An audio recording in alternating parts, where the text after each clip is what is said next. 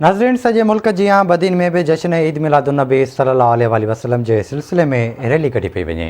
उन हवाले सां वीडियो लिंक ते मौजूद आहे यूनुस बकारी। जी यूनुस, तव्हांखे ॿुधाईंदा हलूं त बदीन में अॼु 12 रबीउल अवल वॾे अक़ीदत एहतराम जोश ऐं जज़्बे सां मल्हायो पियो वञे।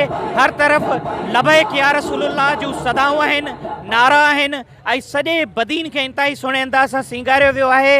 अॼु आकाए नामदार हज़रत मोहम्मद मुस्तफ़ा अहमद मुजतबा सल्लल्लाहु अलैहि वसल्लम जे जशन ऐं उनजे जेका हीअ ख़ुशी आहे, हिन ख़ुशीअ में तव्हां ॾिसी रहिया आहियो त मुंहिंजे साम्हूं ॾिसो पिया हिकु शानदार रैली आहे जेका तव्हांजे साम्हूं निकिरी रही आहे ऐं तमामु रोडनि ते शहबाज़ रोड, गोलारची रोड, कायदे आज़म रोड, ग़रीबाबाद रोड, सीराणी रोड, कटण रोड ऐं सभिनी रोडनि तां रैलियूं अची रहियूं आहिनि। जेके मरकज़ी रैली आहे उन सां गॾु ॿियूं ऐं तमामु सुठा एहतमाम कया विया आहिनि ऐं आशिक़ाने रसूल इन महिल वॾे जोश ऐं जज़्बे सां बदीन में जश्न ईद मिलाद नबी सल्लल्लाहु अलैहि वसल्लम मल्हाए रहिया आहिनि।